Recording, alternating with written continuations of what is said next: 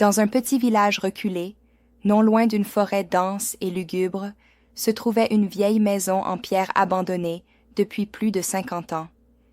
Les habitants du village évitaient même de regarder dans sa direction, surtout après la tombée de la nuit. On disait que les murs de cette maison respiraient. Personne ne savait vraiment ce qui s'y était passé. Certains parlaient d'un ancien médecin devenu fou, qui pratiquait des rituels sur ses patients. D'autres murmuraient qu'un enfant y avait été enfermé vivant, oublié, et qu'il criait encore entre les pierres.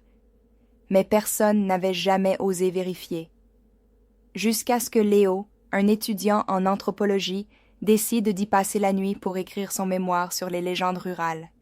Il arriva à la tombée de la nuit, armé de sa caméra, d'une lampe torche et de son courage.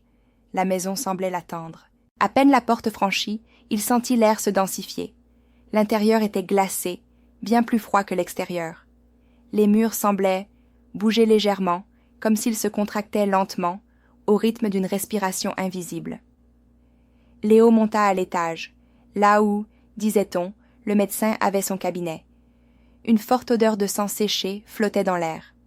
En filmant les lieux, il entendit un léger murmure derrière lui. Il se retourna, rien. Mais sa lampe tremblait. Puis, une voix claire, d'enfant, résonna. « Tu es venu me libérer ?» Léo paniqua, recula, mais ses pieds semblèrent collés au sol. Les murs, désormais, haletaient.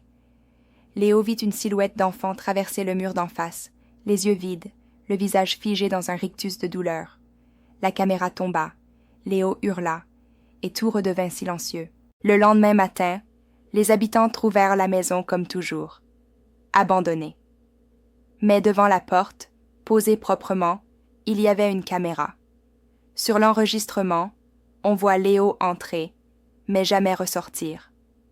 Dans la dernière minute de la vidéo, on entend sa voix, faible, venue de nulle part.